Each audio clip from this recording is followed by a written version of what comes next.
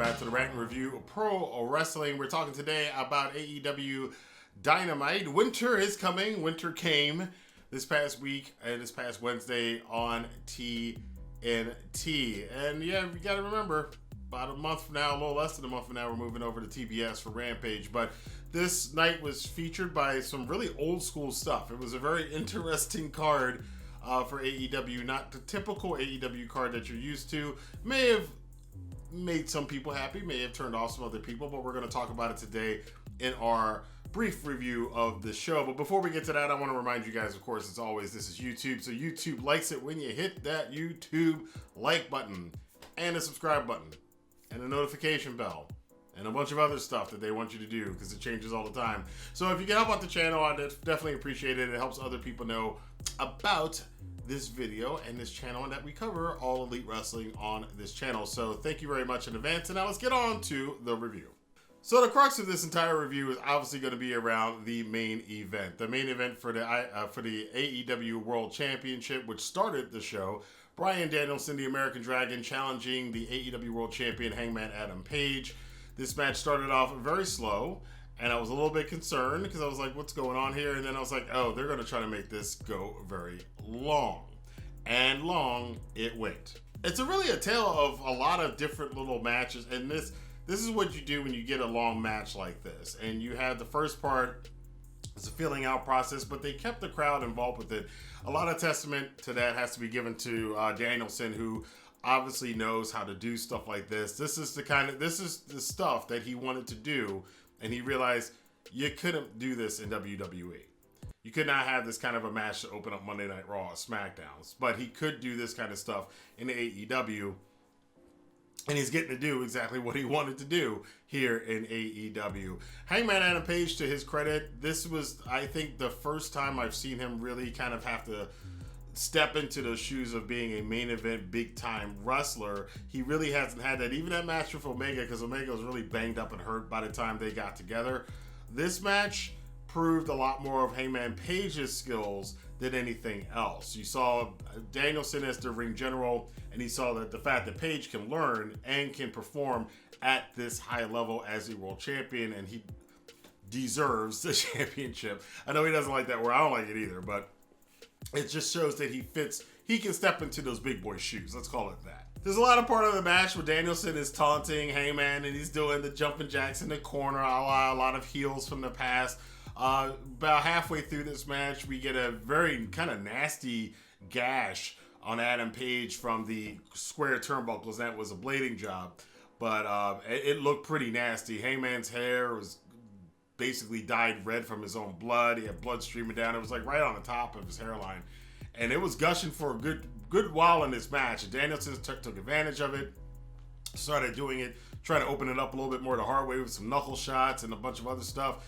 Danielson looked like he was in complete control of this match for a while, and then Hangman had his comeback. Danielson made his mistake and tried to give one of those not yes kicks, since we can't say it's a yes kick, but he tried to give that kick to Adam Page when he was on the outside of the ring and wound up hitting the ring post himself. And again, that squared off ring post of AEW being a feature and a highlight in this match.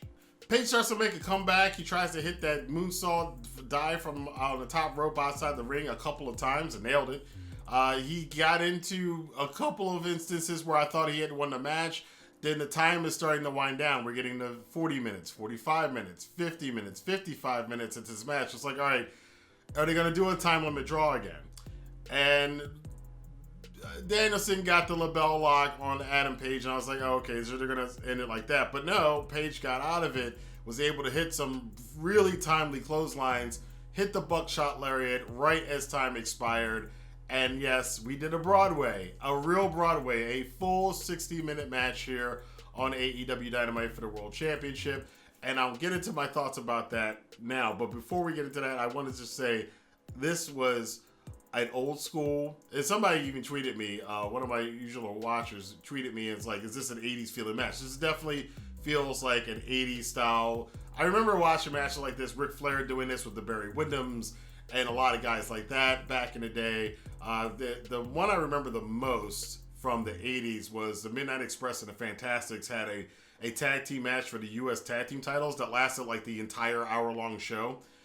So this was a throwback to that kind of stuff, which AEW does a lot of. For all the people who have tennis rackets that complain about them all the time, they're bringing back a lot of that stuff that has been lost, and I haven't seen stuff like this for a very long time.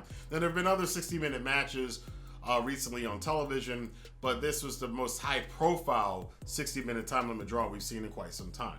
And there's good and bad with that. The good of it is that we got an excellent match for free on TV. That was a pay-per-view quality match that you got for free on TV. This does play into the storyline of Danielson not really respecting Hangman Page, but now that he's gone an hour with Hangman Page, I wonder if the respect level is going to change now, and Danielson's not going to look at Hangman Adam Page as some joke indie guy, but as a legitimate guy that belongs in that top tier. And is Hangman Page going to be going on, you were 3 seconds away from losing that match? That's what I want to see, how they're going to handle that on Rampage and next week on Dynamite when they come back. And obviously we've got a bunch of shows that are coming up. You've got the Christmas show, you've got the New Year's show, you've got their debut on TBS, you've got the special on TNT, the Battle of the Belts. So the rematch for this is obviously going to happen somewhere pretty soon. And I kind of like, when I realized it was a time limit draw, that this was to set up another match between the two and to kind of help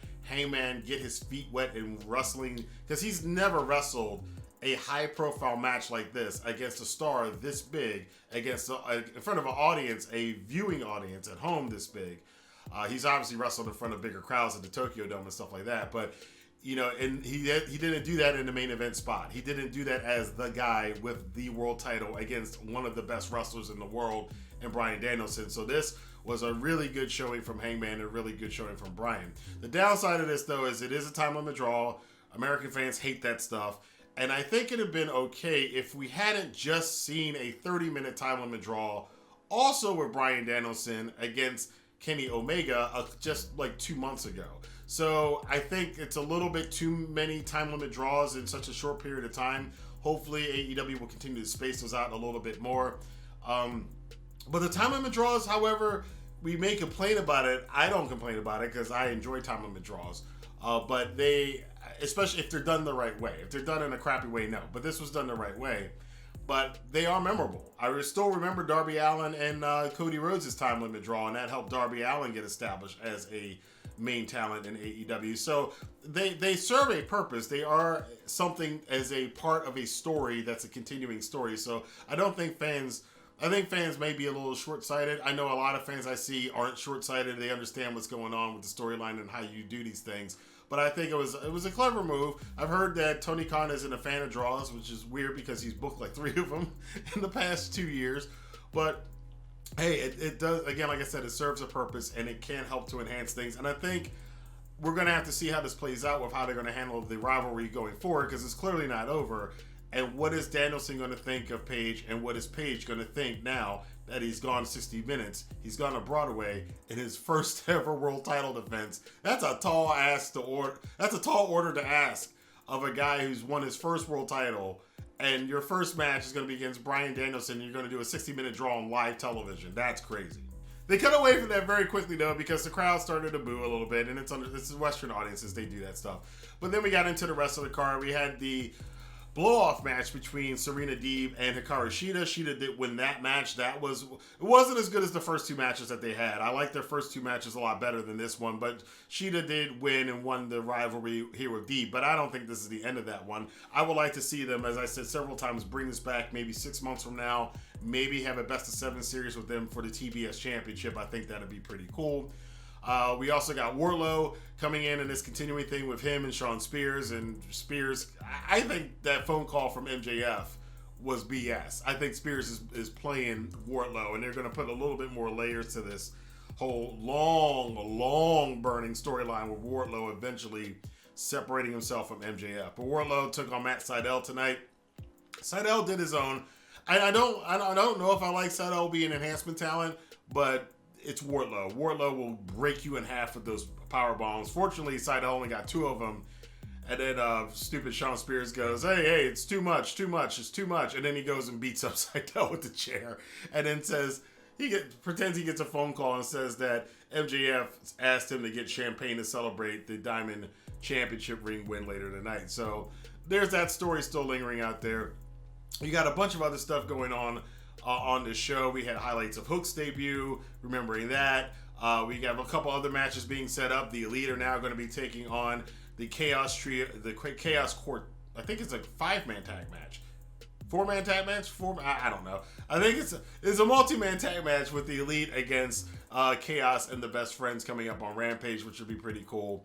Malachi Black is apparently inducting a person who is now going to be, quote-unquote, more than a king into the House of Black. Now, I scratched my head about that until I remember that the fact that Malachi Black and Brody King are the PWG Tag Team Champions. And of course, since Ring of Honor is now currently on hiatus, maybe out of business, seeing Brody coming into AEW, who they have signed to a contract, makes a lot of sense. So look for Brody King to be making his big debut pretty soon. And I'm assuming it's going to be Malachi Black and Brody King against the Varsity Blondes coming up pretty soon in AEW. Eddie Kingston made a challenge to 2.0 and their cronies, and so that's going to be the 10-man match is coming up pretty soon. Eddie Kingston's so awesome. But in the main event, we had MJF taking on Dante Martin for the Dynamite Diamond ring. MJF looking to three-peat. He came out to a chorus of boos. We're not in his hometown anymore. And MJF is so masterful on the mic and everything. There's speculation going on. It's not really speculation. I think it's a no-brainer to know. But the reports are coming out now. The rumors are going around that not only does WWE really want to get their mitts into MJF, but so does USA Network and Fox Sports. They want WWE to sign MJF. MJF is the hottest property in wrestling. And barring an injury or him doing something completely stupid, as he says, 2024 is going to be a bidding war. And there's going to be a huge amount of money thrown at that boy, and it just goes to show that if you can mix the old school with the new school, you're talented. And I don't know why more guys don't do it, but MJF is a special talent. Martin is also a special talent, and the two of them in this match, and that's the thing about MJF, is he knows how to wrestle against the modern style that guys like Dante Martin will do. It's also hilarious to hear Taz on commentary kind of losing his shit over the whole Dante Martin thing. And he's still going on to the story about the lawyers and the contract. So I don't know if that's really going anywhere or not. It was appropriately a backdrop in this match. But Dante was awesome in this match. He had a point in time where MJF kept going outside the ring to try to avoid all the dives, and Dante would catch him anyway. So MJF would go this way, and Dante would catch him. And he would go out that way, and then Dante would catch him. It was a fascinating clashing of styles here. We did get Ricky Starks coming down and Team Taz getting their revenge, interfering, and that led to the Salt of the Earth being put on Dante Martin for MJF to get the win. He didn't win it with a side headlock, as he said at the beginning of the show, or beginning of the match, but MJF has three-peated 3-time Dynamite Diamond Ring Champion, now having 3 of them bad boys. He's going to quickly become the Tom Brady of AEW if he keeps going this way. Afterwards, FTR comes out to help him celebrate, and then the lights go out. Now, I have to admit, given what happened in Final Battle, my first thoughts went to Briscoe Brothers. Them boys is coming. My number. When and where, boys? I'll send us a plane ticket. Text me a plane ticket. Y'all got my number? Hell, it could be a bus ticket. Shit, hey, you know what? Hey, Tony Khan, fill your little private jet up. You can park that bitch out in the cornfield. But it wasn't the Briscoe Brothers. It was Sting and Darby Allin, who I had forgotten after last week, that just random attack that FTR did on them. This is the payback. So that went down, but it was a numbers game. The Pinnacle had the advantage over Sting and Darby. So out comes CM Punk with Sting's bat. Clears the ring, hands Sting his bat. He's like, guess what? Max, you don't want to face me one-on-one? Well, guess what's going to happen next week? It's going to be you and your boys FTR against me and Sting and Darby Allin. Live with it. And Dynamite went off the air. Now, there was supposed to be a big announcement by Tony Khan. Maybe that's what it was.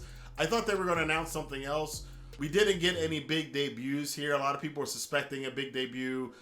from either Wyndham Rotunda or somebody else, maybe Johnny Gargano, who recently said, I think it's on his Twitch stream, that if you keep chanting Johnny Wrestling, I'll show up somewhere. So maybe that's a possibility. And of course, Kyle O'Reilly, who I think is the only one that was teased tonight, because Adam Cole said that for the Christmas Dynamite, he's got a special present for the Young Bucks. I'm assuming that could possibly be Kyle O'Reilly. So the watch is out right now. Kyle O'Reilly and Brody King being hinted at, in my opinion, coming to AEW. Whether or not that happens, we'll see in the future. But I want to know what you guys thought about this edition of AEW Dynamite. I thought it was a very old school edition. It felt like an 80s wrestling show, especially with the 1 hour on TV championship match draw, time limit draw. It felt like watching an old school Ric Flair match. I gotta say it. And how is Bryan Danielson not a serious contender for Wrestler of the Year this year? But again, I want to know what you guys think about that. Let your voice be heard in the comment box below. Don't forget to, I got some real good goodies down in the description box for you. Check out some of that stuff. It's the holiday season. You might want to get some free crypto, some free stocks. You can even get 60,000 points by signing up for the Chase Preferred card, which is a way better card than that Credit One Bank card that WWE is hocking right now. Do not get that card. Credit One Bank is terrible. Don't get that. Get Chase, the Chase Preferred Sapphire card. You can get 60,000 points by signing up using my affiliate link down below. But until then, I'll see you guys soon for more news, rumors, and reviews here on the Rant and Review Pro Wrestling. Have a good day.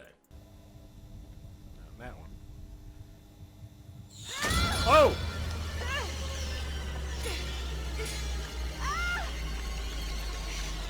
Trying to get back in her mouth? Ugh. Juicy.